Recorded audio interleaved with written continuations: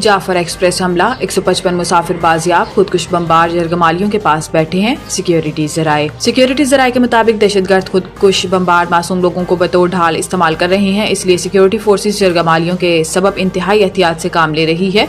Security जराये का कहना है कि दहशतगर्दों ने खुदकुश बमबारों को यरगमाली मुसाफिरों के पास बिठाया हुआ है और खुदकुश बमबार दहशतगर्द खुदकुश जैकेट्स पहने हुए हैं। इससे काबिल बाजियाब कराए गए 107 मुसाफिरों में 58 मर्द, 31 औरतें और 15 बच्चे बताए गए थे, जबकि 17 जख्मियों को अस्पताल मुंतकिल कर दिया गया। गुज़िश्ता रात सिक्योरिटी फोर्सेस की निगरानी में मालबरदार ट्रेन मुसाफिरों को लेकर मच रेलवे स्टेशन पहुंची, जबकि दीगर बाजियाब अफराद को भी महफूज मकामात पर पहुंचाया जा रहा है। सिक्योरिटी जराये का कहना है कि दहशतगर्दों के खिलाफ कार्रवाई में अब तक 27 दहशतगर्दों को जहन्नुम वासिल किया जा चुका है।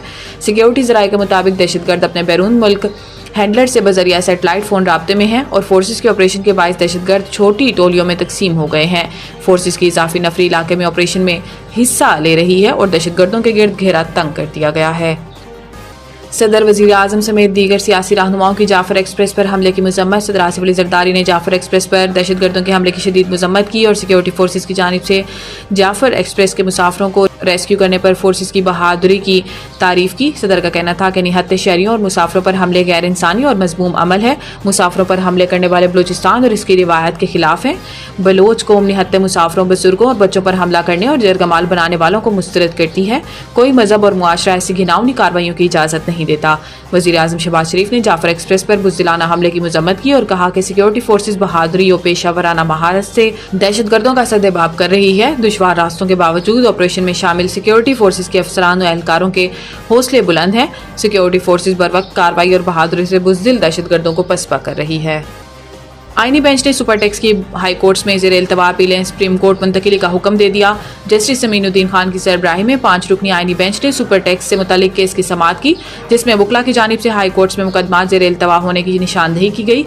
वकला ने बताया कि लाहौर और इस्लामाबाद हाई कोर्ट में इंट्रा कोर्ट अपीलें ज़ेर इल्तवा हैं। प्राइवेट कंपनियों के वकील मखदूम अली खान ने अदालत को बताया कि सुप्रीम कोर्ट के पास ज़ेर इल्तवा मुकदमात अपने पास मुंतकिल करने का आईनी इख्तियार मौजूद है। आईनी तरमीम के बाद मुकदमात की मुंतकिली का इख्तियार वाज़े कर दिया गया।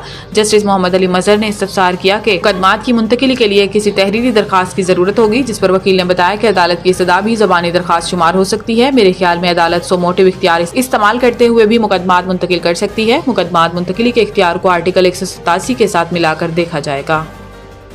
IMF ने बैनुल अक़वामी सरमायाकारी मंसूबों पर टैक्स अस्तस्ना का मुतालबा मुस्तरद कर दिया। तफसीलात के मुताबिक IMF हुकाम की वजारत खजाना और SIFC हुकाम से मुलाकात हुई, जिस दौरान ब्रीफिंग में बताया गया कि SIFC सरमायाकारी के लिए एक प्लेटफॉर्म मुहैया करके पुल का किरदार अदा कर रहा है।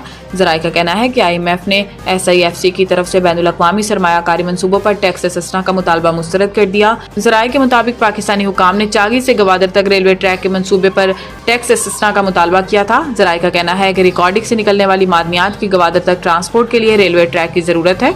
रिकॉर्डिंग से निकलने वाले मिनरल्स की गवादर तक ट्रांसपोर्ट के लिए बिल्कुल नई लाइन तामीर की जाएगी। ज़राए का कहना है कि SIFC हुकाम ने IMF वफ्द को सरमायाकारी गवर्नेंस स्ट्रक्चर पर भी ब्रीफिंग दी।